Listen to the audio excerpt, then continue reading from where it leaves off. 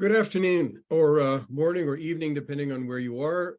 It's 7 p.m. Eastern Daylight Savings Time, and we're about to begin our seminar, Blessed Feast of Pentecost. So let's begin with a prayer. In the name of the Father, the Son, and the Holy Spirit. Amen. O Heavenly King, the Comforter, the Spirit of Truth, who art everywhere present and fillest all things, treasury of blessings, giver of life, come and abide in us, cleanse us from every impurity, and save our souls, O good one. My name is Father John Gillians, and I am current Vice President of the Orthodox Theological Society in America, OTSA.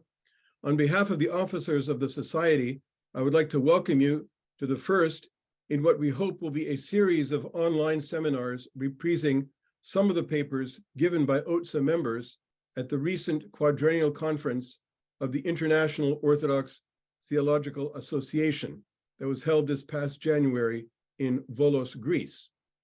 Tonight's papers will focus on women in the church, in particular, theological anthropology and the status of the revival of the female diaconate in the Orthodox Church.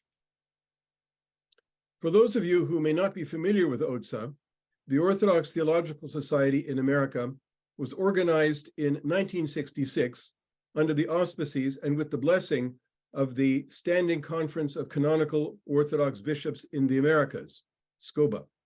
It is now an affiliated professional organization of the Assembly of Bishops.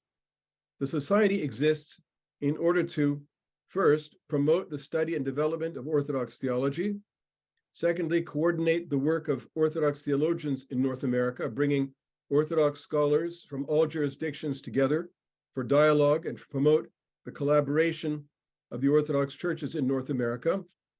Third, to cultivate scholarship, fellowship, spiritual life, and the cooperation in honest, open, and collegial discourse among those engaged in advanced study, teaching, research, and writing in the range of theological subjects and related disciplines, such as religious studies, biblical studies, the arts, the sciences, history, law, philosophy, literary studies, and bioethics.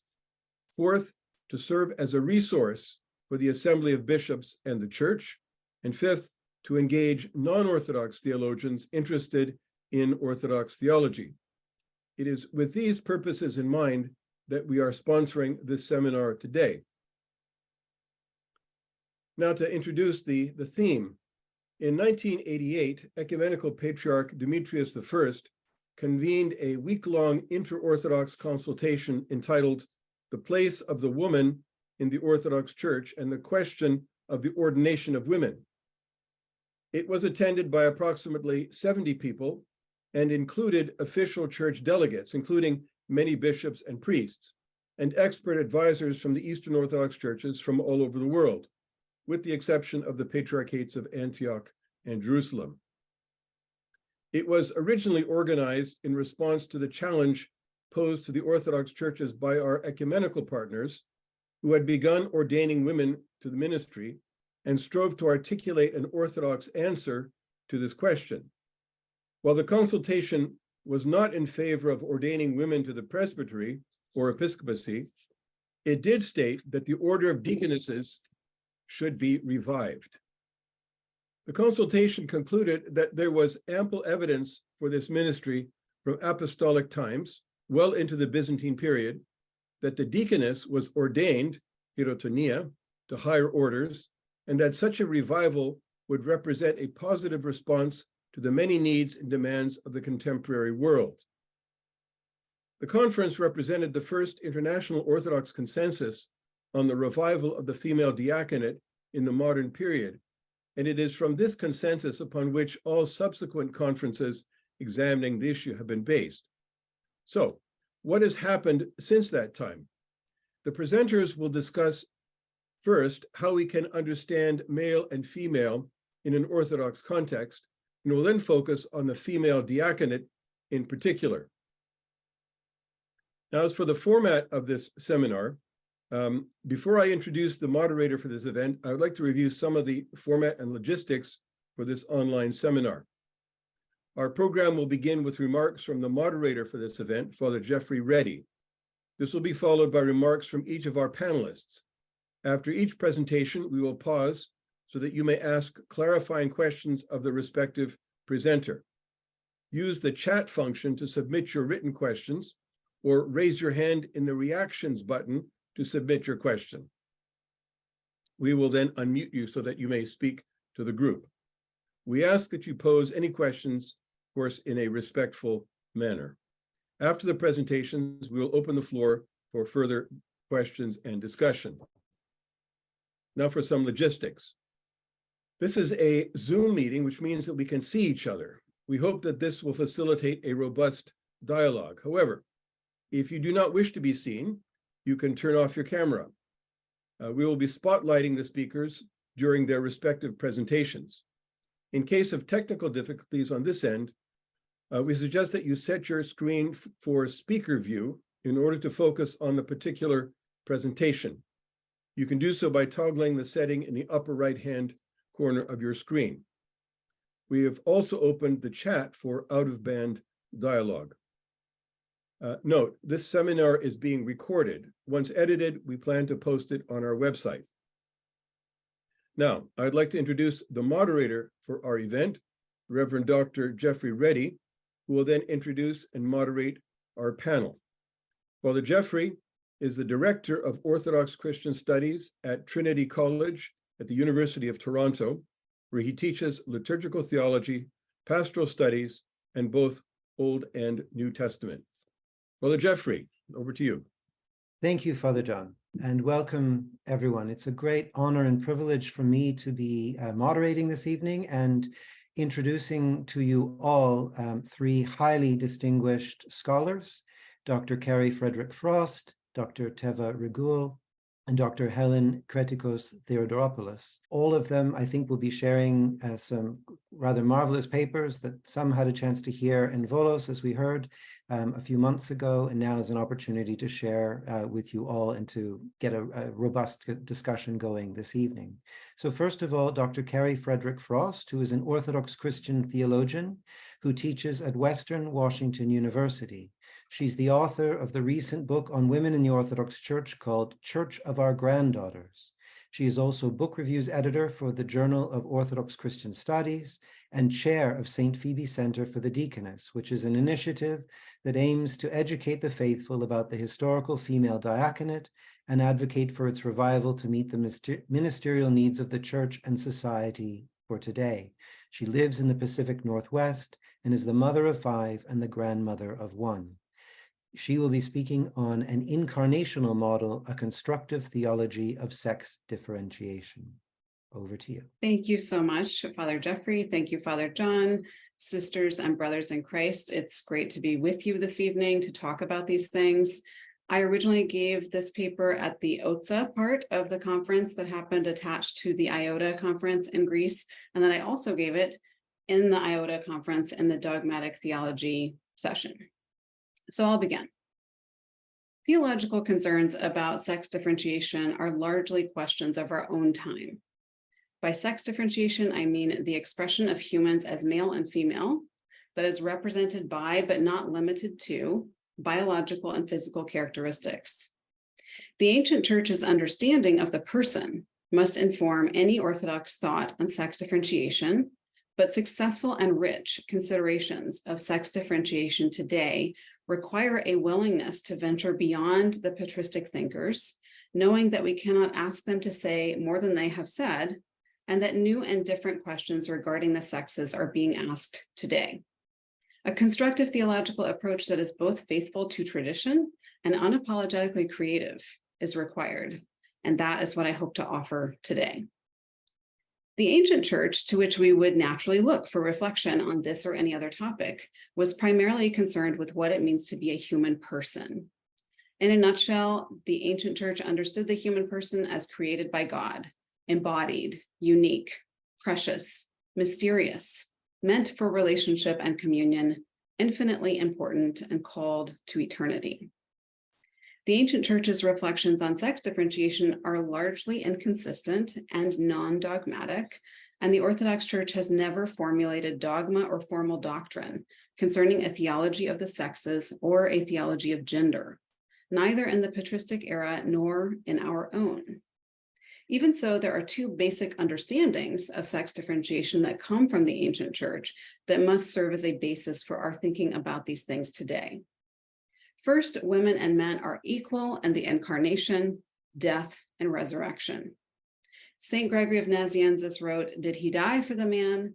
The woman also is saved by his death. They too," he says, "shall be one flesh.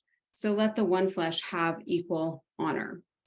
In this very quick sample of patristic thinking, the equal honor and mutual significance of Jesus Christ is for both sexes. Second, sex differentiation is not a category that belongs to God, but instead belongs to humanity. We are to understand God not through human experience, but instead seek to understand humans through what we know about God, knowing that humans are created for and through relationship with God. Any view or portrayal of God as sex differentiated is a problem because it overlays expressly human qualities onto God, who is beyond these human qualities. The ancient church gets us this far, but a constructive approach is required to address the concerns of today, such as, what is the theological significance of humanity's appearance in two sexes, which are expressed in culturally influenced genders? And what might this mean for women and men in the Orthodox Church today? This brings us to the conundrum. Humans are sex differentiated, God is not, and yet we are to somehow discern the meaning of human sex differentiation in light of God. How might we go about this? Today, there are two general models in thinking about sex differentiation within contemporary Orthodox Christianity. I call them the Edenic and the eschatological. These models tend towards extremes and are unsatisfying, and I will present an alternative after first elucidating each. The Edenic model derives its ideal of sex differentiation from the depictions and interpretations of the Garden of Eden in Genesis before the fall. It views man and woman as complementary, and sex differentiation as part of God's original plan. In this thinking, the bifurcation of humans into two sexes is a God-given opportunity for human beings to participate in reciprocal relationship, in love, which is linked with marriage. Proponents of the Edenic model typically claim St. John Chrysostom as their patristic proponent of their thinking, and they may or may not acknowledge the influence of Aristotle. Often, Edenic thinking involves an essentialist view of the sexes. The idea that male and female each have identifiable, different, and complementary characteristics or charisms that are innate to and definitive of each sex. Some expressions of Orthodox essentialism include a different but equal sort of quality, but articulations of Orthodox essentialism often involve the subordination of women to men, based on a hierarchical understanding of humanity. And this thinking is used to justify limited roles and opportunities for women, such as including women from leadership roles and ordained orders, and continued ritual disparagement of women, such as excommunication during menstruation and derogatory language in the churching and miscarriage prayers. There are several problems with the Edenic model of sex differentiation. Its commitment to certain masculine traits as definitive of men and certain feminine traits as of women is reductive, narrowing, and limits the sexes at the expense of the full expression of each human person. Furthermore, proponents of the Edenic rarely acknowledge that their proposed attributes for male and female are historically and socially conditioned. These thinkers, like all of us, are deeply influenced by gendered norms and ideals of their own time and place. In its enthusiasm for essentialist qualities of the sexes, sometimes the Edenic model departs from the principle that sex differentiation cannot be projected back onto the Godhead. When essentialist thinking promotes certain innate traits of men, in particular, shifting the emphasis from Christ's humanity to his maleness, the unfortunate implication is that the significance of the incarnation might be only for men. The other trend in Orthodox thinking about sex differentiation is eschatological, meaning overly concerned with the eschaton, with the final things. In this thinking, sex differentiation is primarily understood as overcome in the next life. The idea is that in the spiritual bodies that St. Paul describes in 1 Corinthians, we will experience the spiritual bodies that we will experience in the general resurrection. Sex differentiation will no longer be present. Sex differentiation is something, therefore, ephemeral, present only in this life, and to be transcended, overcome, and perhaps elided entirely in the next. Those who favor an eschatological model often name St. Gregory of Nyssa as the patristic representative of their thinking, and may or may not acknowledge the influence of Platonic accounts of sex differentiation.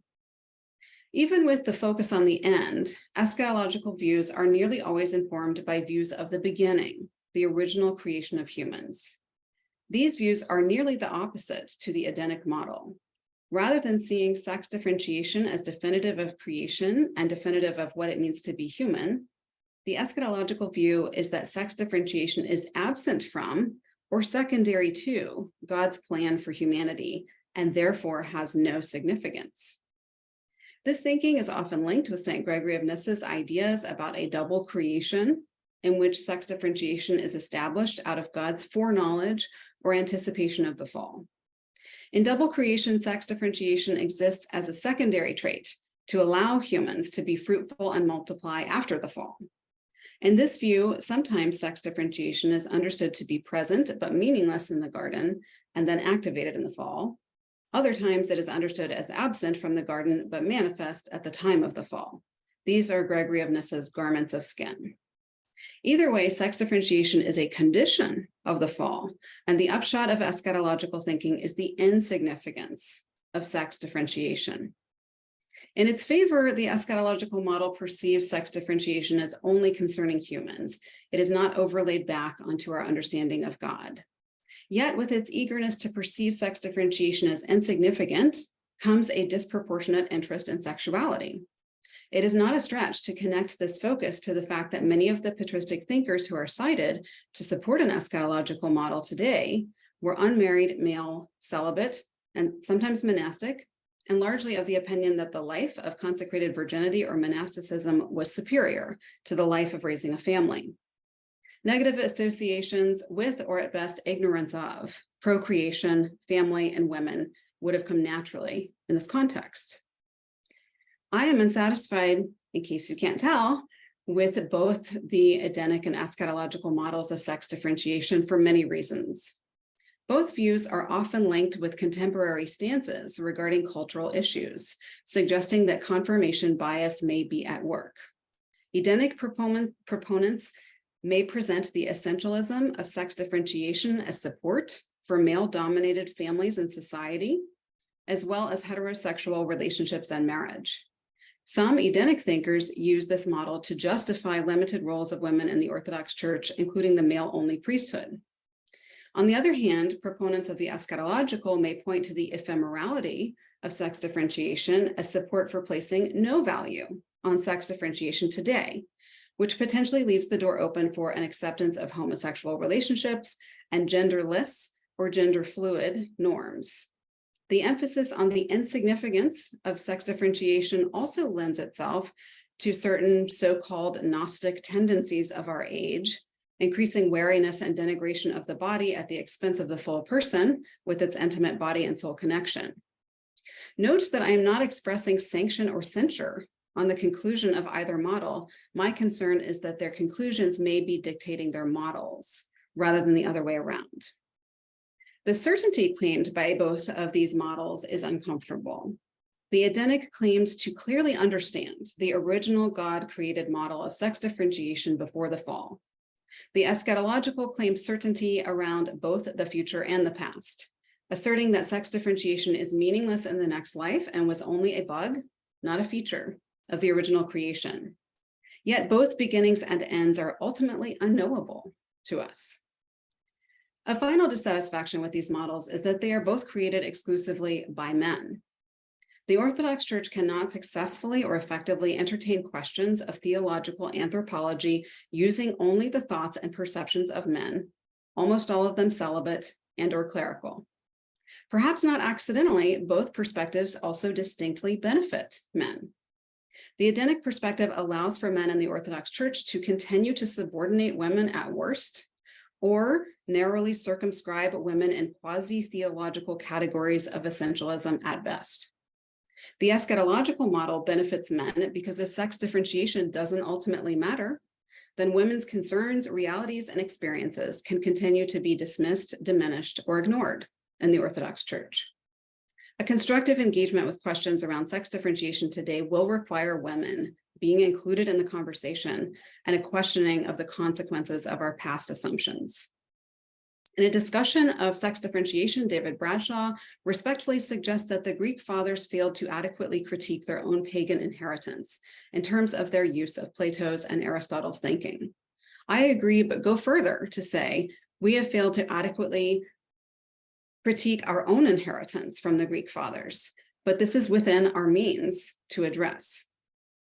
Now that I've characterized and criticized these two models, I offer a provisional and constructive model of sex differentiation.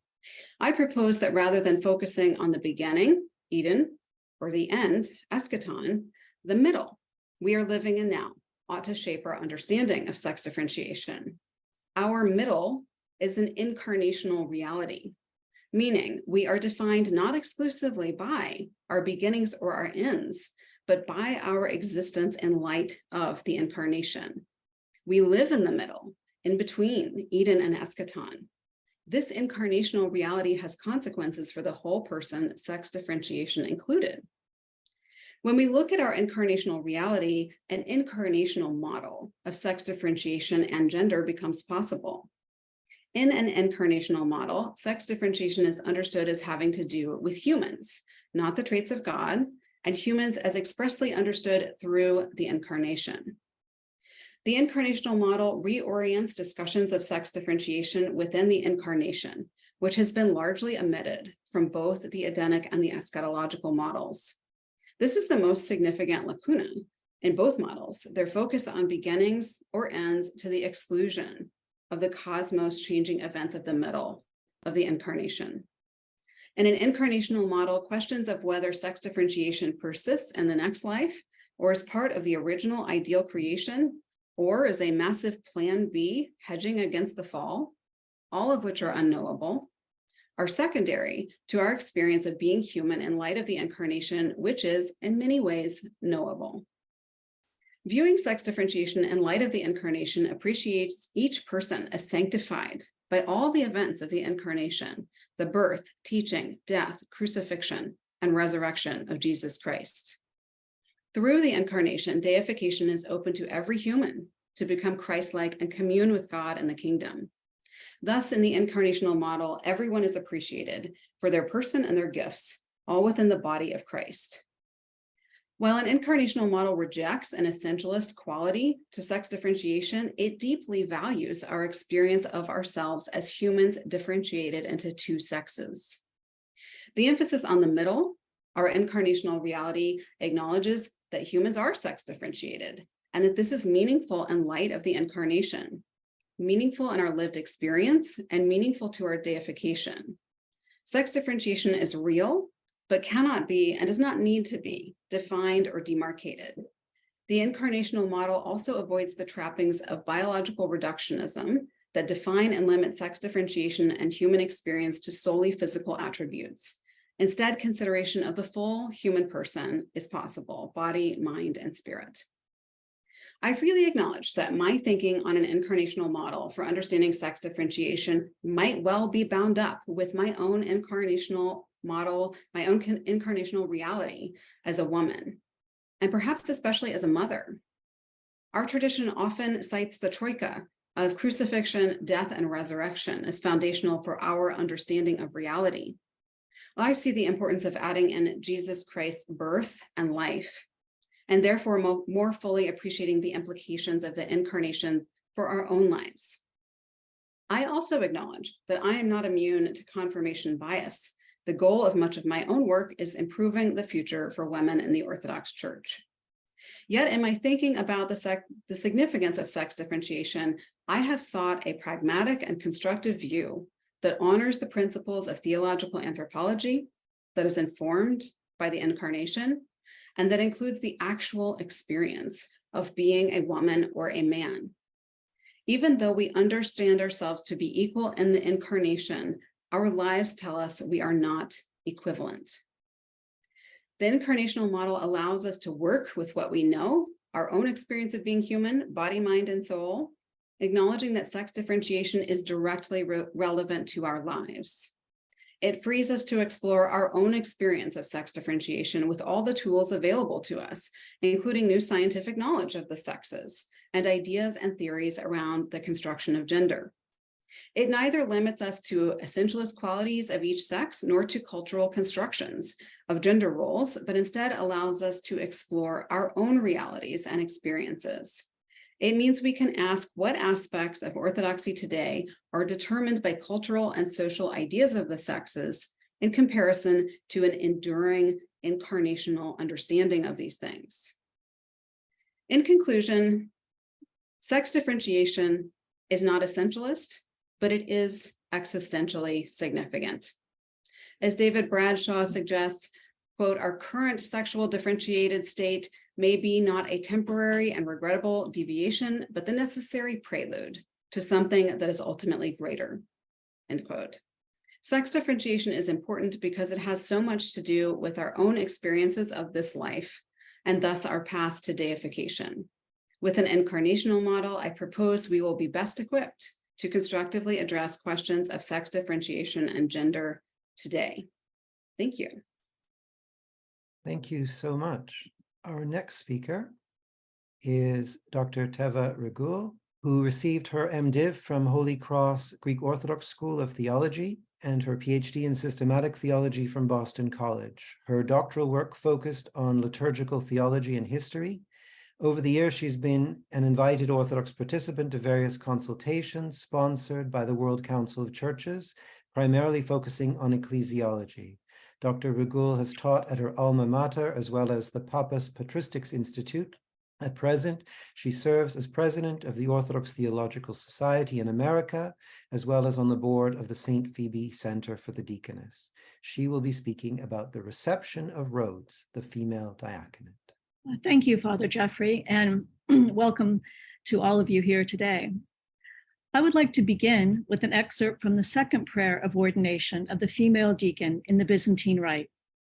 And I quote, Master and Lord, you do not reject women who offer themselves and by divine counsel to minister as fitting in your holy houses, but you accept them in the order of ministers.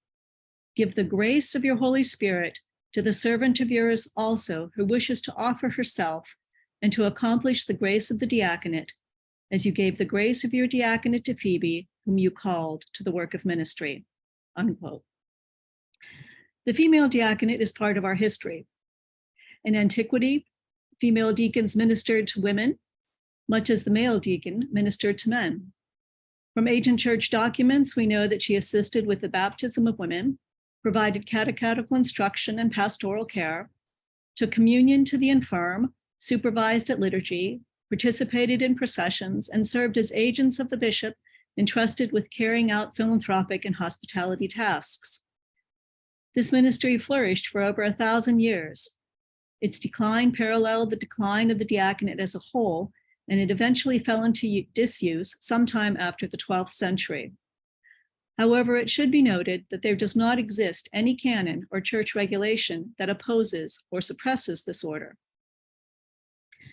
There have been numerous attempts for over 100 years to reinstate the female diaconate in the Orthodox Church. As early as 1855, the sister of Tsar Nicholas I tried to reinstate the office. Other prominent Russians also lobbied for its restoration, including Alexander Bulmanevsky and Mother Catherine, or the Countess Evamovsky. According to numerous sources in the 1905 and 1906, several bishops, archbishops, and metropolitans of the Russian Orthodox Church encouraged the effort. And according to the report at the Consultation of Orthodox Women in Agapia, Romania in 1976, this issue was to be a major topic at the Council of the Russian Church beginning in 1917, but due to the political turmoil in Russia at the time, the council's work was not addressed. Other efforts were made in Greece. On Pentecost Sunday in 1911, Archbishop, now Saint Nectarios, ordained a nun to the diaconate to serve the needs of the monastery. In particular, to serve in the liturgy by reading the gospel, saying petitions, and distributing communion.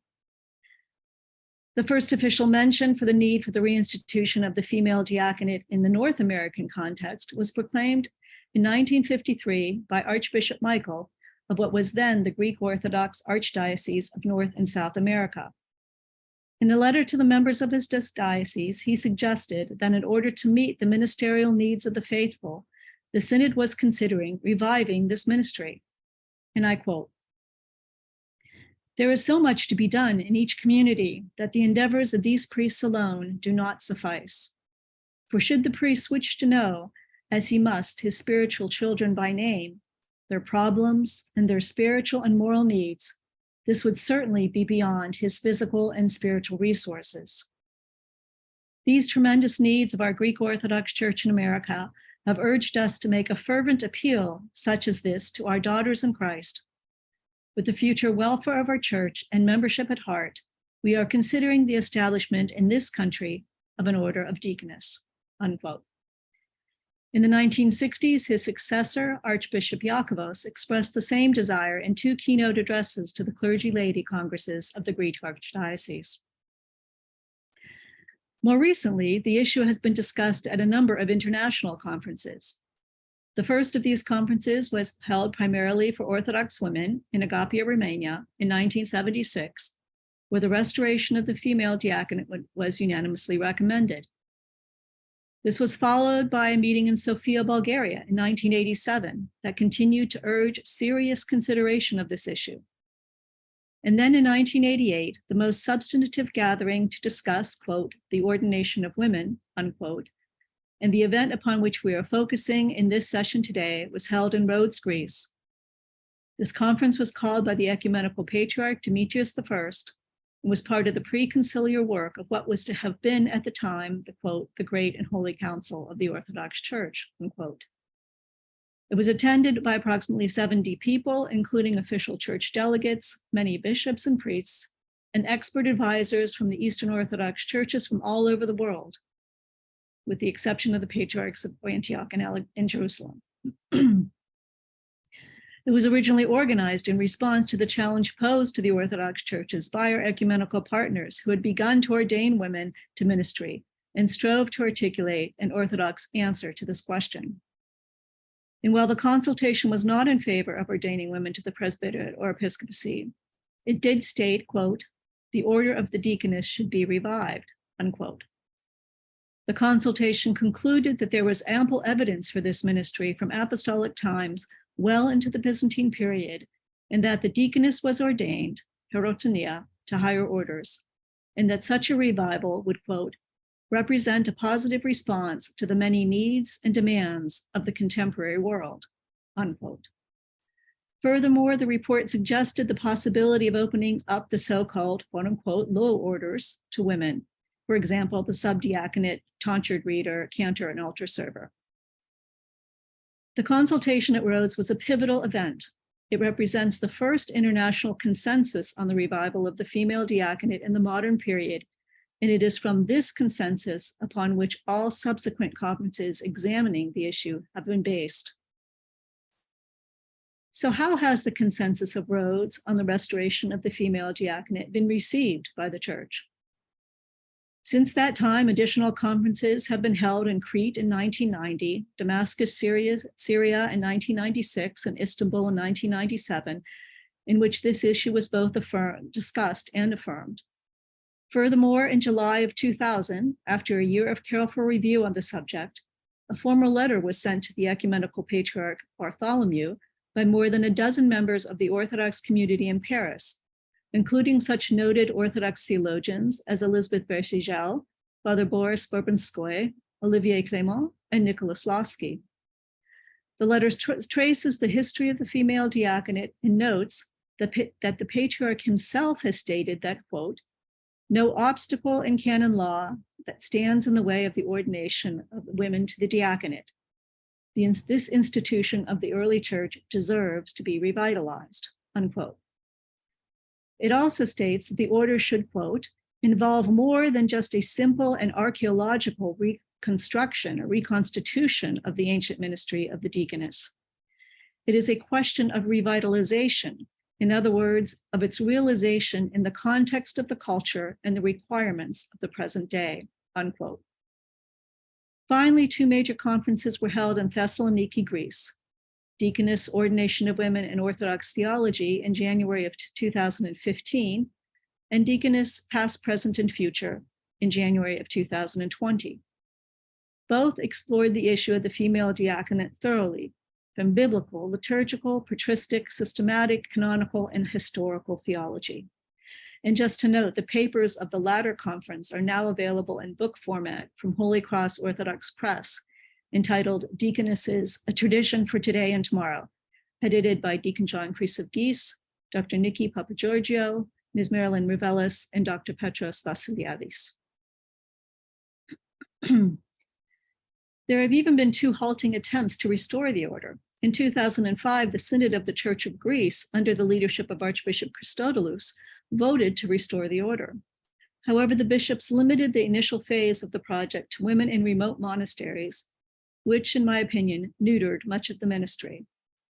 Sadly, this initiative was not accepted by the monastics, male or female, and soon afterwards, the Archbishop passed away, and the initiative was more or less shelved. In February of 2016, Patriarch Theodoros of Alexandria again took steps to revive the female diaconate, consecrating 5 women as quote unquote deaconesses to help meet the ministerial needs of his diocese. Reactions to this move were varied. In some quarters in the United States, and here I'm of course speaking of the milieu in which I'm most familiar, this announcement was met with support and hope. In other quarters, it was met with confusion, and in still other quarters, it was met with vocal opposition. As an example of the former, in October of 2017, a group of renowned Orthodox liturgists, seminary professors, and those professors in theological schools from both the United States and Greece expressed their support to the Patriarch of Alexandria to, quote, restore in a timely fashion the order of deaconesses within the borders of the Patriarchate, unquote. They emphasized that the reinstitution of the female diaconate does not, and I quote, constitute an innovation, but a revitalization of a once vibrant, functioning, and effectual ministry, unquote. They also clarified that, quote, the restoration of the female diaconate is such that neither doctrinal issues nor authoritative precedents are at stake, unquote. And they concluded by applauding the Patriarch of Alexandria for, quote, giving flesh to an idea that has been discussed and studied by pastors and theologians for decades, unquote. The backlash against the move by the Patriarch of Alexandria and the support of the liturgists came in the form of a public letter and petition drive entitled, quote, a public statement on Orthodox deaconesses by concerned clergy and laity. This initiative was driven mostly, but not exclusively, by converts to the faith, many of whom have left their formal ecclesial tradition because of, among other things, the ordination of women. As stated, the purpose of the letter was to, 1, question what was actually accomplished in the Congo, 2, clarify, quote unquote, clarify the historical record on the place of deaconesses in the Orthodox tradition, and 3, point out what they termed, quote unquote, serious doctrinal issues raised by the appointment of deaconesses. And tellingly, the tone of the response was set by a foreword to the letter and suggested that those in favor of the reinstitution of the female diaconate were, quote, poorly informed and politically driven, unquote. The drafters of the document questioned whether a true ordination to the diaconate took place, ironically referring to some of the major features of the Byzantine ordination rite that some detractors had previously discounted as authoritative in their initial reaction to the proposed ordination of deaconesses. And here they have a point. As the consecration of the deaconesses in Africa did not follow the Byzantine ordination rite of the female deacon and was more akin to the ordination to the subdiaconate. For those in favor of the move to restore the female diaconate, this represents a shortcoming of half measures. However, it could be argued that the drafters of this statement did not understand that this was part of a process of reinstituting the female diaconate, as was implied by the liturgist's statement. In trying to quote unquote clarify the historical record, the drafters relied heavily on the work of Omei Georgius Martimor, a Roman Catholic theologian, emphasizing, among other things, that the presence of deaconesses were never ubiquitous and therefore not universally accepted. The text also noted a number of local Western councils that prohibited their appointment. For instance, the Council of Orange in 441 and Orleans in 533. However, it failed to mention that the Orthodox Church does not regard these local Western councils as authoritative. And interesting to note that the Council of Orange, just mentioned, also emphasized the duty of clerical celibacy for those in the clerical state, a practice to which we do not adhere in the Eastern Church. The drafters also made the claim that there are, quote, serious doctrinal issues, unquote, raised by the appointment of deaconesses. In particular, the document posits that a parallel diaconate for women blurs the distinction between male and female and, quote, upends the natural and economic order of male and female to raise women over men in the hierarchy of the church, unquote. However, this point has no basis in the history of the order and the theological anthropology of the patristic tradition. Furthermore, as the board of St. Phoebe Center has written, quote, while all ordained orders bear the authority of the church by their very nature, the work of the diaconate is service, and its characterization as one wherein one group exercises authority over another misconstrues and subverts this truth, unquote. Embedded in the text is the fear that this move will be the beginnings of, quote unquote, the slippery slope towards the ordination of women to all ranks of clergy. The document reads, quote, neither can we accept their, and here it refers to the liturgists, assurances that the deaconess today will not lead to priestesses tomorrow, knowing where similar incremental innovations have led to in heterodox communions, unquote. And while this may be a popular concern, it does not take into consideration the long history of the female diaconate within the Orthodox Church, with no history of ordaining women to the presbyterate, nor the differences in the theological understanding of orders or ecclesial polity within other church communities outside of the Orthodox Church.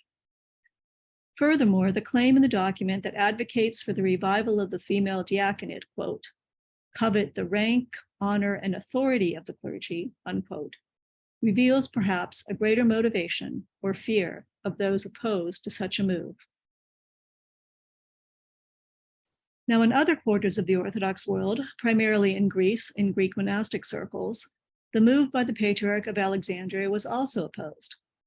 Rumor has it that current detractors were withholding much needed funds for the Alexandria Patriarchate as a result. And today one does not hear much of this initiative in Africa, although there may be more developments to this context in the future.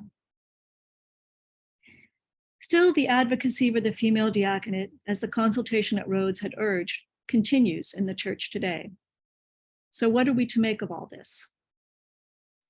Positively, the debate has raised awareness of the need for a fully functioning diaconate in the church. For some, this includes only men, but for others are open to the possibility of women in this ministry as well.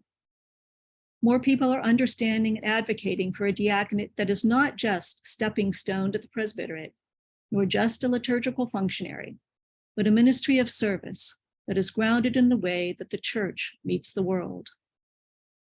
Less positively, the debate has exposed the lack of education regarding the historical deaconess and our understanding of if, and if so, how, our ministries can develop to meet the needs of the faithful.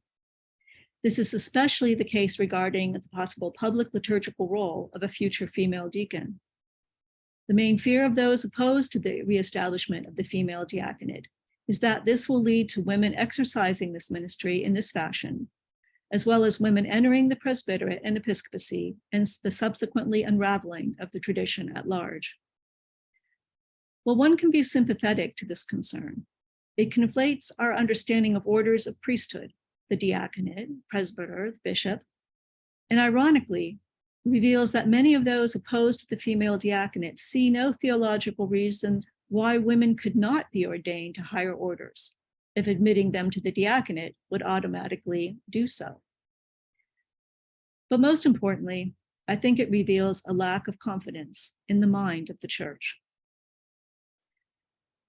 Many loud voices in opposition to the ordination of women to the diaconate raise their concerns on online forums and social media, especially in the United States. But what about the person in the pew? Those faithful members of the church who are just trying to work out their salvation within the community. From the numerous conferences and parish talks that I and others have given, I have found a refreshing openness to the possibility of rejuvenating this ministry. When people are presented with the history of the order and are able to discuss their concerns, and most importantly, realize the potential benefits to the church and the world, they are open to it. And I close with a quote from an observer who attended a recent symposium on the female diaconate, sponsored by the Archons of the Ecumenical Patriarch in the Philadelphia region in the spring of 2019. And I quote, "As the day proceeded, the talks gave a holistic view of the diaconate, what it has been, what it has deteriorated into, and what a wholehearted and unstinting revitalization of the order could create for the church.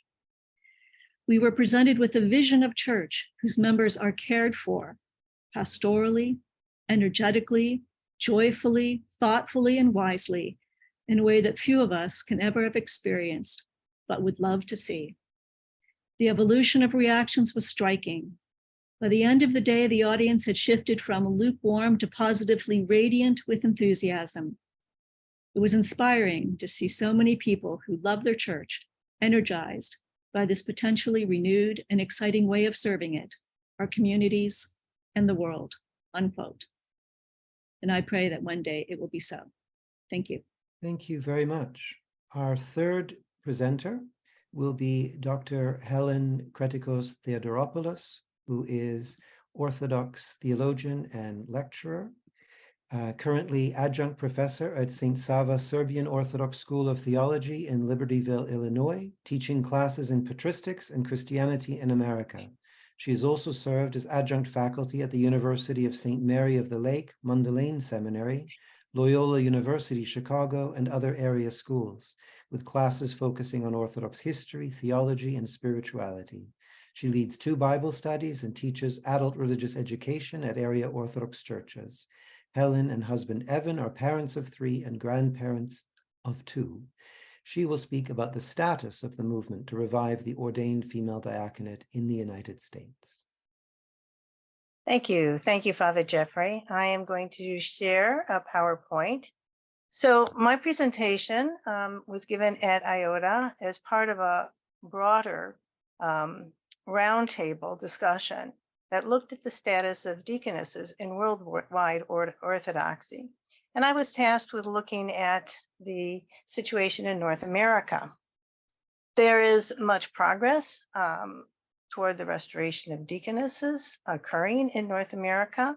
And I understand it is actually falling into a couple of different categories.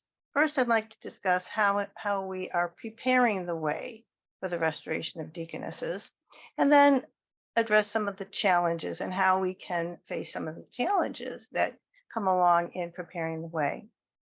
Teva has done a beautiful job discussing the various calls for the rejuvenation of the female diaconate. But in the United States, there have been 2 Orthodox organizations really who's have included targeted work for the restoration of the female diaconate. First off was the St. Catherine's Vision, and they have done some remarkable work, including the publication of 2 documents. The first in 2014, the call for the rejuvenation of the ministry of the ordained deaconess, and the second in 2019, which provided introductory parameters for the ministry of ordained deaconesses in the Orthodox Church. However, probably the organization whose work is strictly focused on the advocacy for the female diaconate and has been working now for 10 years was established in 2013, is the St. Phoebe Center for the Deaconess. This center, which Father Jeffrey has already spoken about the objectives of the St. Phoebe Center, has worked in multiple avenues to advocate and prepare the way for the restoration of the female diaconate. And what are some of these ways? First and foremost, education about the history of the female diaconate, which of course Teva gave you some of the background, but it is actually incredibly rich. And there is more to learn about the work that the female deacon did, the ways in which we know she was ordained, the different female deacons who have been lifted up through history that act as models for us. The church remembers them, the church honors them.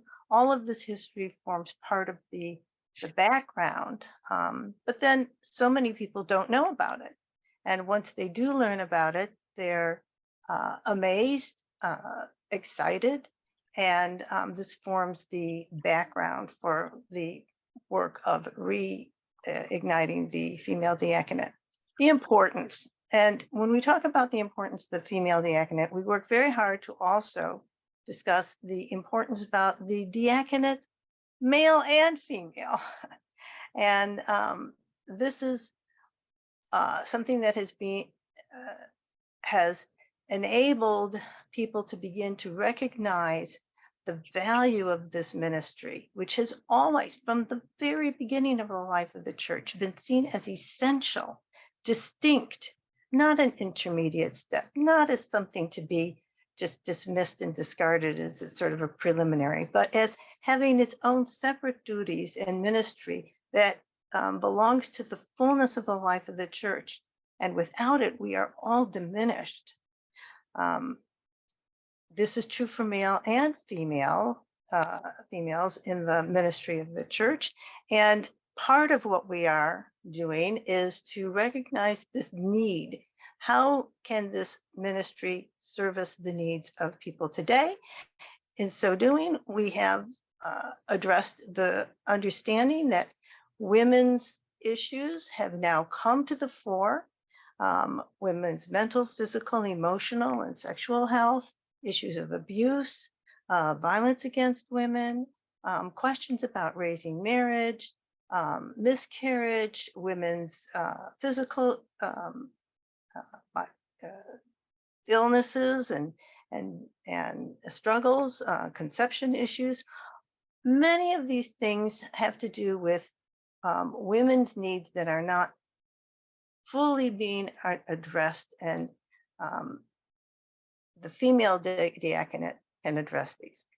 We are also working at clarifying misunderstandings, but also unsound teachings, theologically unsound teachings that permeate our various ways in which we recognize the participation of women or limit the participation of women, in particular in the liturgical life of the church.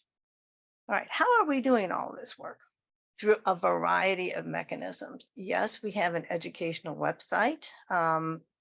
Definitely recommend everyone take a look at it, but it includes all sorts of things like the prayers at the ordination of the deaconess, publications, various webinars that have been run by the St. Phoebe Center and others are available at the website for St. Phoebe Center. But what about webinars?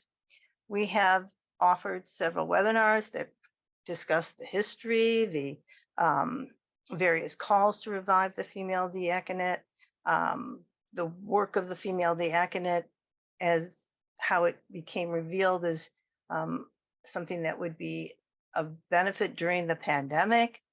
We have several this year that will be addressing issues such as, well, we already did the webinar that looked at the book that came out of the conference, the Deaconesses, a Tradition for Today and Tomorrow.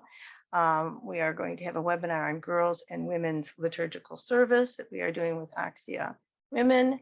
We'll have a webinar on addressing myths that surround the understanding of women's participation in the liturgical life of the church, and also a webinar on Carrie's book on the Church of Our Granddaughters. We have a variety of published books and online and journal articles. There are major conferences focused on the deaconess. I'm not going to start listing them, but I do want to note that there is going to be a conference that the St. Phoebe Center is running at that will occur at Holy Cross in November. That is going to address the 10-year anniversary of the St. Phoebe Center, but also discuss the place of the female diaconate today and how this can become a reality. We distribute educational materials, present at all these different Orthodox meetings and conferences, IOTA, OTSA, OCamper, the YAL and OCF meetings, meetings and conferences that gathered the archons of the Greek Orthodox Archdiocese. We have spoken at the diaconal formation program at Holy Cross, at national clergy laity gatherings, and of course at local parish presentations. This is how the work is being done, right? But there's more. Preparing the way includes not just educating the laity and clergy, but communicating with our hierarchs, seeking their blessing and support. None of this is done in any way without the leadership and support of our hierarchs. And so indeed, we are working very hard to communicate with them. And they're listening. There are discussions afloat. Networking, connecting with people who work together for the restoration of deaconesses. We have something called the St. Phoebe Network for that. Enabling people to envision the reality. In part, that includes supporting women's lay ministries. When we see how women do so many things within the life of the church and are already doing diaconal work, important diaconal work. Yes, it's not the ordained diaconate, but it is important, and we should never think of this as an either or. Both are needed, both lay diaconal work and ordained diaconal work. They each have special and different characteristics, and we need to lift them both up. Part of envisioning this reality is encouraging women and girls to participate in the minor orders and ministries. Yes, as readers, as chanters, as liturgical assistants, and doing the hard work of proposing parameters for the revival of the female diaconate. This is important because we have to think about how would we select, prepare, oversee the education and preparation and work of female deacons. What kinds of qualifications are needed? What kind of training? What would their duties be? What kinds of rules governing their behavior? What kind of oversight and accountability? All this work is being done. And we have several women with theological training and specialized expertise that are beginning to form a pool of candidates who perhaps at some point could form a small cohort who will in fact then go on to receive further diaconal training. How is what we share received? And there are multiple ways in which this is received.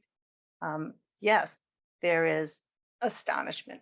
We had no idea this was so, and curiosity, but a growing excitement, approval. Yes, this is something that we didn't recognize was possible, but now that we understand that it is a reality of our historical church, there are ways in which we can see it implemented today. Gratitude, thankful that indeed needs can be addressed today. enthusiasm, sometimes impatience too. How is this not already a reality in our lives?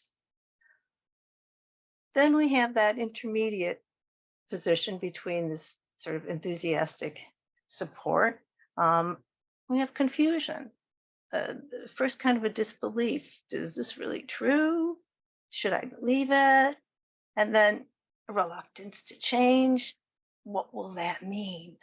What will change mean? Is it really change, or is it simply rediscovering who we are? There is concern and anxiety.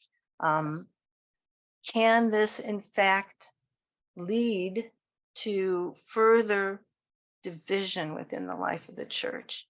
Are we opening doors that shouldn't be open? And just plain old fear of controversy. The controversy leads to animosity, division, and ultimately a diminished experience in the church.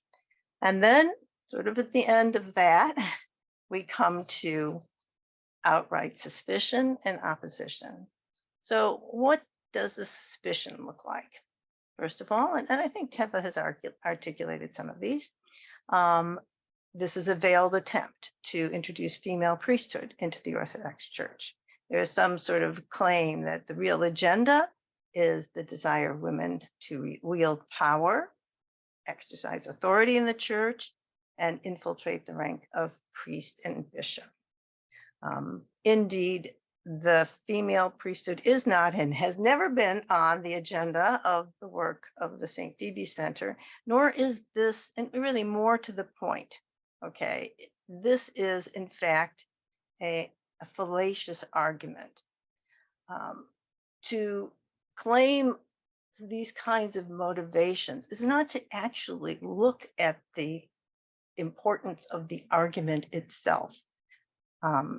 The reality is the church has had an active female diaconate for over 1,000 years, and never in any way did it move to the ordination or even the suggestion of the ordination of women to the priesthood or to the episcopacy. In fact, this suspicion really illuminates a serious misunderstanding about the diaconate. Again, thinking of it in this diminished way as a stepping stone and not, in fact, as its own substantial, essential, distinct ministry, necessary and part of the ancient, threefold ministerial orders of the church. Again, what kind of opposition do we have?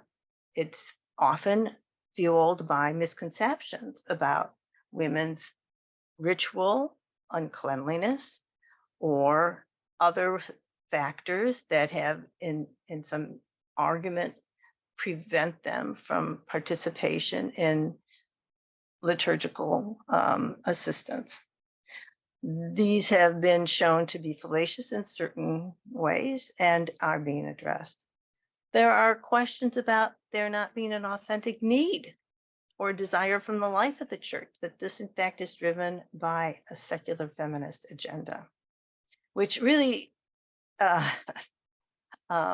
misconstrues the work of the women today, but also just does not even address the reality that these calls have started in the mid-19th century, all right?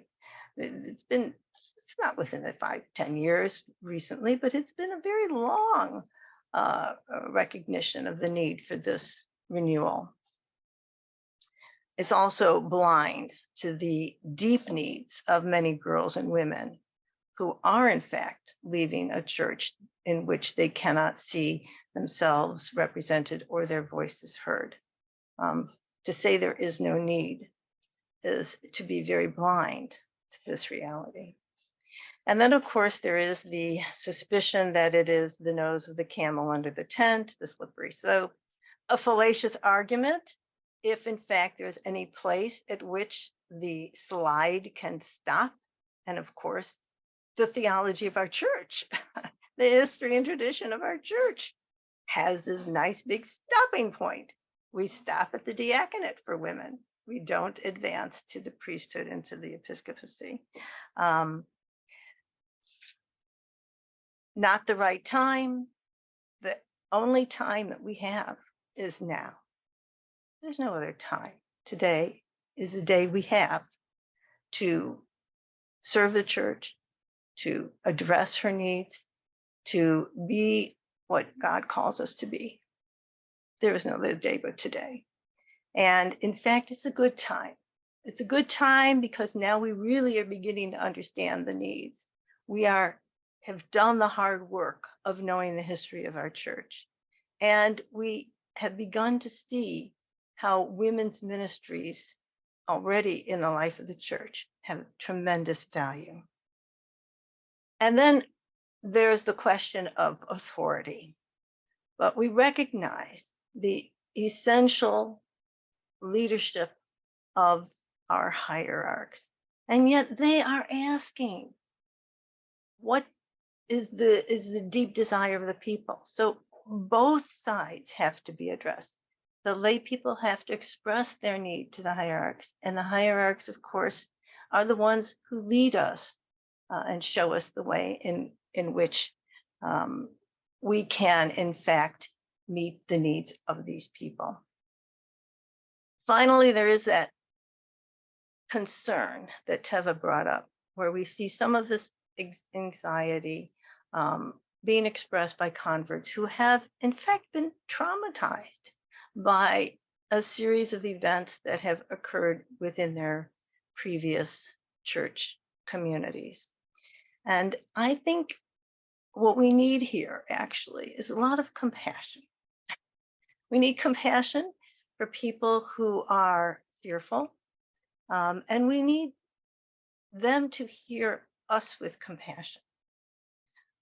We can do better as servants of Christ. We can envision a future that is abundant and not restrictive, that reaches out to meet the various needs of our people with the tools and the resources that already are validated in the life of our church. This is how I want to end. It's a little like climbing the sand dune. There's progress forward, there's slippage down, but holding each other's hands and striving together, we can make this progress. Thank you so much.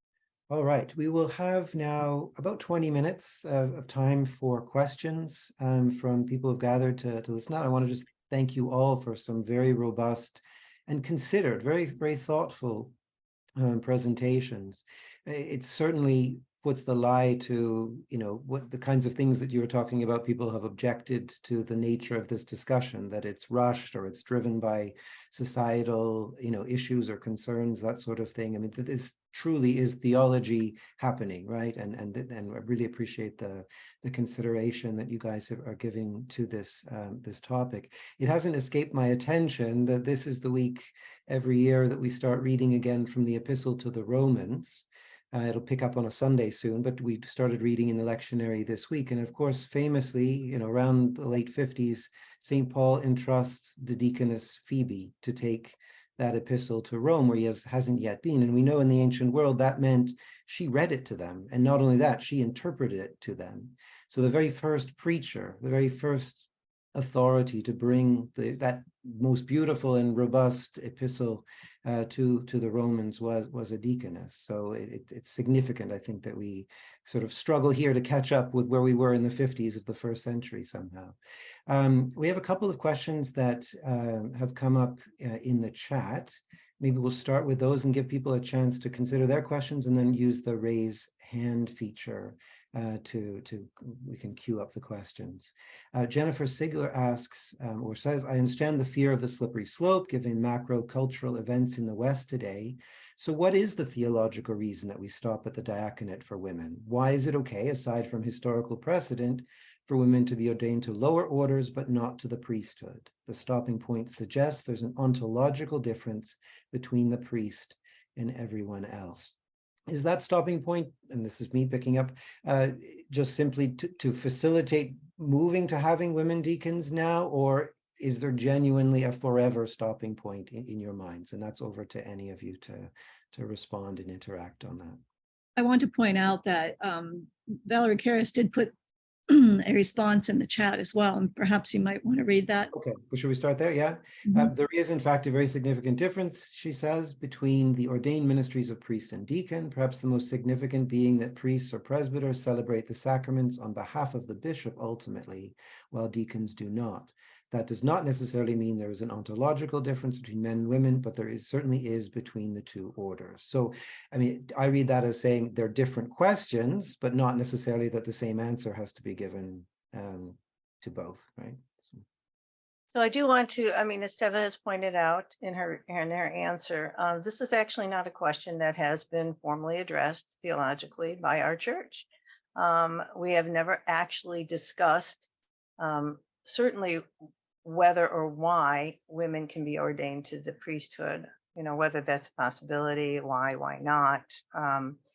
In fact, there really hasn't been a lot of work done on the theology of the priesthood in and of itself, which my understanding is that it is more closely related to the episcopacy than it is, in fact, to the diaconate. And the ministry of the diaconate to understand that the thought that it elides into the priesthood it was really a misunderstanding and sort of had to do with the historical diminishment of the diaconate to the point where the only time people saw that was as a preparation to the priesthood. So what we are trying to do is restore a full understanding of the diaconate. But the actual question that was being asked, I think the best answer is to say that we don't know because we haven't talked about that. That is not something we've really addressed. And so we cannot answer that here.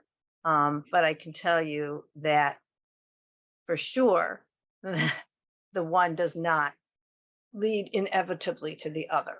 Okay, that we do know that they are separate and distinct ministries, and that in fact the stopping of at the diaconate has no there's no reason to think that necessarily the priesthood would follow. There might be other reasons that we would admit women to the priesthood or not. That is a different question. Okay, I mean, the follow-up to that was, so the St. Phoebe Center does not necessarily oppose the other, it's just not putting that on the agenda for now, and assuring people that going for one does not imply necessarily the other. Can I just say, I would not even say for now, because that implies that that is something that we intend to look at. And no, indeed, we do not intend to look. The St. Phoebe Center has no intention to be looking at that. We are focused solely on the female diaconate, period. Very good. Okay. Father John, you have your hand up. Thank you for the presentations. I have a simple question, but I think it goes to the heart of what you've been discussing. And the question is this: what are the pastoral needs of women that you've experienced that are not met by the male diaconate and the male priesthood? I do have an experience of when I was at seminary, when I was did my pastoral care residency. I was assigned to a facility with a lot of Orthodox patients, many of whom were women. And, you know, I was a representative of the seminary, so I did have some kind of authority to my visits. They recognized me as a seminarian. And they were not just social visits, although those I think visits are very important. But for many of the women, they wanted to talk about, you know, as I got to know them, they started to open up to me. And many of them wanted to talk about like women's things, reproductive issues, if they had problems with their husbands, things that loss of a child, issues of domestic violence that may have been something that either they've experienced or someone they know that have experienced. And these are things that they would never talk to a man about. So I was stunned that they had all this kind of built up. In addition, of course, they, as being that it was a nursing home, they also wanted to talk about things, in their lives that they might have had that were left any general concerns, any unsettled things that they might have had, or what's coming up to the in the next stage of life after they leave this earthly life. And I felt that I had taken many quote unquote like confessions, not sacramentally, and that I really felt that if I had the power to bring them, for instance, after these sessions, communion, that it would have kind of completed this healing ministry, that they could have actually been able to experience not only the healing of their mind, but kind of body, mind, and soul, personal and communal. Like I could have taken their concerns then to the assembly and petition, and then also bring the prayers of the assembly back to them, that they would have felt connected because they feel so disconnected. And the main point of that story, well, not the main point, but one of the salient features is that every time I would talk to them, and this was a place with a lot of Orthodox residents, I said, well, have you talked to your priest lately? And it was really sad to me that absolutely not one of them, none of them had a visit by their parish priest or a deacon in the entire time that they were there. And some of them had been there for months, some have been there for years. And it's a real thing. Our priests are incredibly busy and they have all this stuff to do. And our diaconate is seen in such a narrow function that it just cries out for a very full understanding of the diaconate, and in a particular way that women, building off of what Carrie mentioned earlier, our incarnational experience gives us the ability to listen to and empathize and sympathize with some of these needs that men don't experience, and that this is a part of the healing process of the church. And I think with that, I'll stop. In addition to everything that's already been said, there is a grace in woman-to-woman ministry. There's a reason I belong to an all-female book group. There's a reason when I volunteered for hospice as a respite caregiver, I was always assigned to women patients. And that's not something that's antiquated, that we've outgrown here and, enlightened contemporary America, but we are missing out in the context of the church with those kinds of possibilities. Thank you. There's a question in the chat that relates a little bit to this, and that's about chaplaincy. So it goes, how do OTSA and the hierarchs understand the ministry of female Orthodox chaplains? Are such board-certified chaplains, by virtue of their graduate theological education and supervised practice of ministry, including bedside rituals, prayers, and memorial services, already called and serving as deacons without the benefit of ordinational recognition? I think much of what the questioner says is true. I think chaplaincy is a distinct ministry in and of itself. I think it does intersect well with the diaconal ministry, but it does not function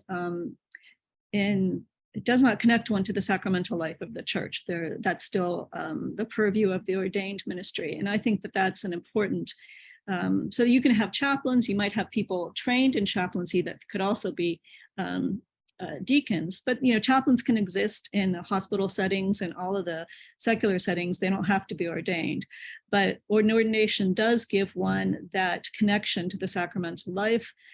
It also then puts one, I think, under the sets up a reciprocal relationship between the church and the ordained in terms of the authority and the support of the church, but also the responsibility to her.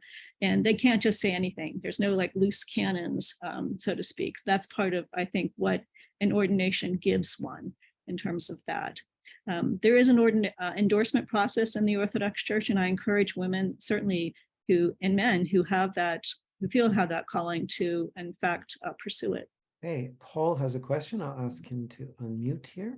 First of all, I should say I'm a member of the Episcopal Church, where I've been dealing with deacon formation now for about 8 years, including on our diocesan commission on the ministry. And we have no distinction about men and women on this. It's all one program. But I want to bring up a historical, theological quote from prayers in an apostolicon in the Georgian language, which is about the year AD 1000, and was worked on by the famous scholar Corneli Kekelidze. There are a number of ordination prayers, the apostolicon being made for the bishop. And some of these are specifically for women deacons. There's men deacons and women deacons, but as often happens in prayer, we need to inform the Almighty what the Almighty has done for us in prayer. One of them is very explicit about how one of the implications of the Incarnation is that the equality of men and women has been restored. And I don't see such a thing very often in Orthodox writings, as that has been a prominent effect of the work of Christ in the world, that people are still carrying on about Eve's sin, and that's just done it in for women until the eschaton, when that's just not the case. Comments? So maybe over to those who run the Resource Center for St. Phoebe. Is that a document you're aware of? Is that something Paul can send in or send a reference to? Is a Georgian prayer that refers to Christ restoring the complete equality of men and women? And this was from about the year 1000. Is that something we're familiar with? Paul, it looks like you're going to submit that, and it will be duly noted. Thank you so much. It's a very I have a Georgian and an English translation of one of my articles on Saint Nino, equal to the apostles and enlightener of the Georgians. Brilliant. Thank you.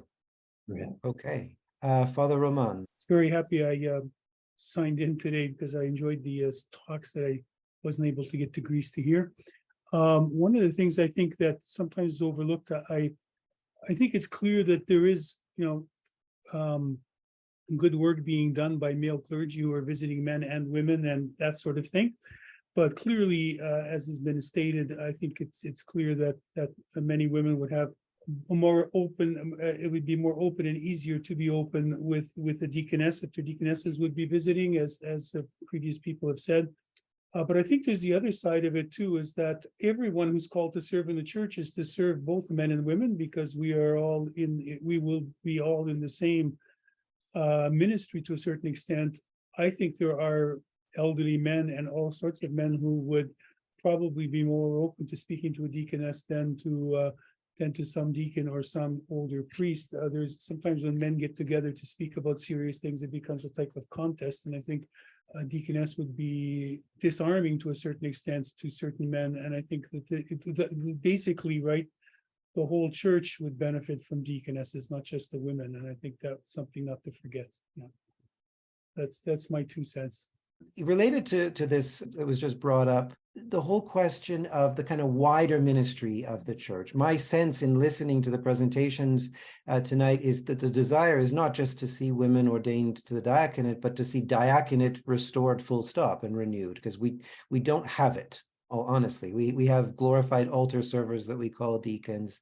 So perhaps you could speak a little bit to that the concern that maybe pushing for ordination to diaconate, I mean, it's a silly point in a way, because obviously it's restoring something that was there, but it's coming across as clericalist rather than, just fully renewing a ministry that really belongs to all lay people, both men and women. How do we address that in pushing for this new opportunity to ordain women deacons without making it a clericalist move?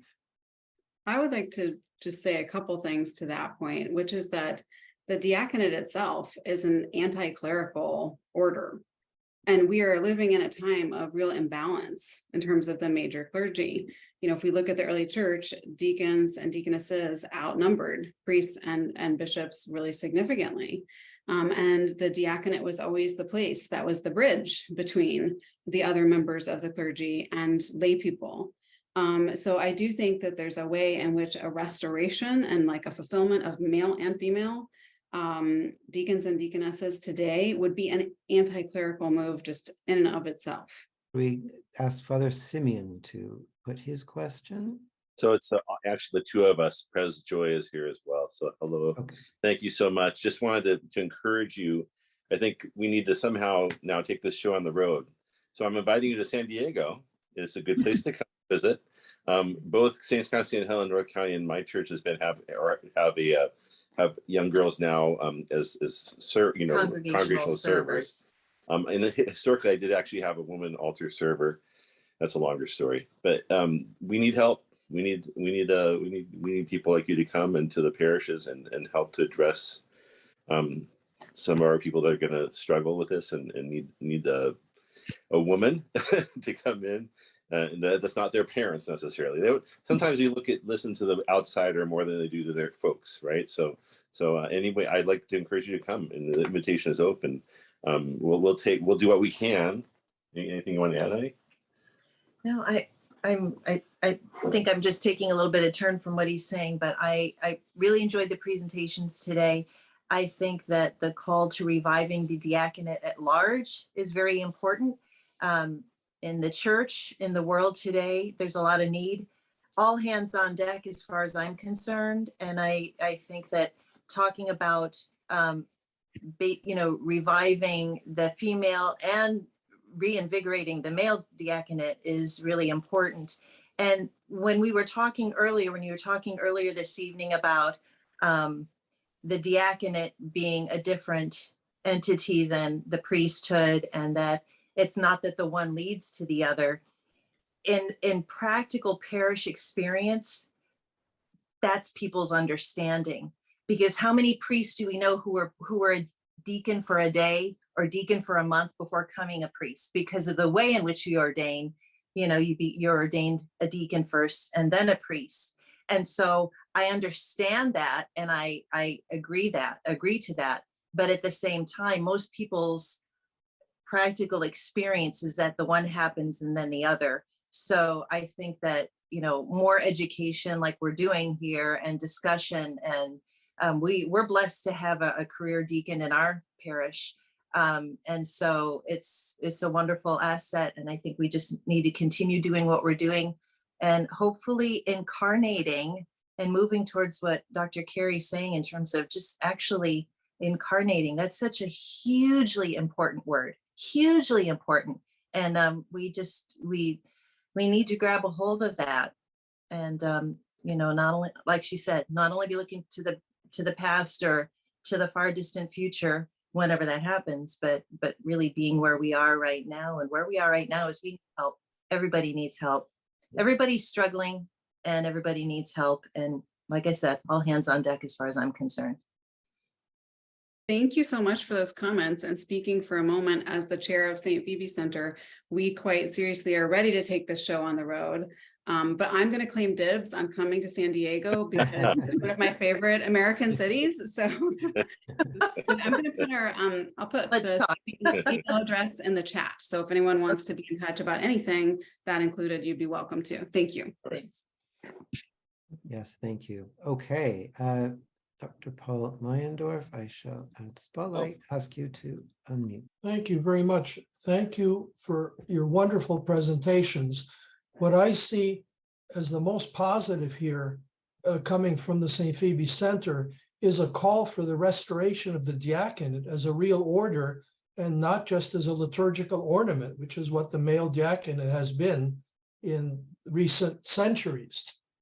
There is a real need for a real distinct order of the diaconate, and there's confusion because of what we just heard, that you have to go through the ranks as though the diaconate is simply a stepping stone to something greater rather than a distinct and very positive order. So thank you very much. The challenge I see is the lack of unity, and the orthodoxy makes it very difficult to take coordinated action to kind of restore the diaconate. Who's going to do it? I pity the first bishop who actually does it in this country, because he will be crucified, but maybe that's what it's going to take. Yeah.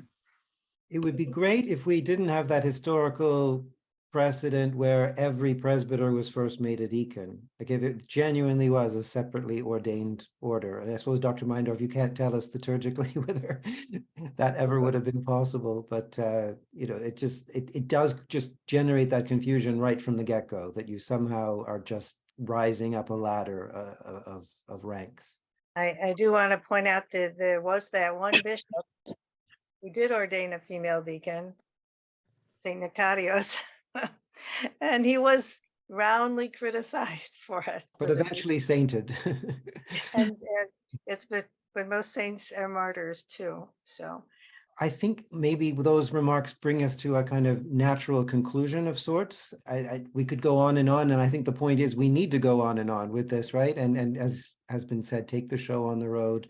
There's been a lot of discussion in the chat about how different kinds of people can be approached with this, whether it's, priests, presbyters who are just really reluctant to let go of their ministry, whether that's to lay people in general or to women in particular, and some very, very heartfelt stories there about, the need in certain cases, for women's touch in ministry and so forth. Speaking as just a human being for a moment, I mean, how could we argue against having more service, more love, more diaconia in the church? It just seems like a no-brainer if we present it in that way, a proper renewal of the self-sacrificing love that we're all supposed to be embodying. And if we can lean into that right across the board, and then just evolve the forms of ministry and ordinations and supports that we need to get that done, surely we would all be in a better place. So I want to just personally encourage the three of you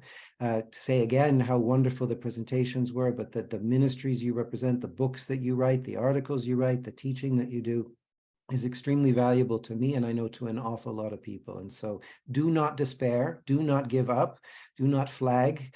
We will support you, and we'll get this eventually back to where we were in the 50s of the first century, at the very least. So God bless you all, and thank you all for joining us this evening. As was said earlier, this will be made available as a recording, so please at least use this to share in your parishes, to share in your communities, so that we can get the conversation going and continued, and the research continuing. We heard some more liturgical historical evidence that needs to be added into the mix this evening. So thank you all.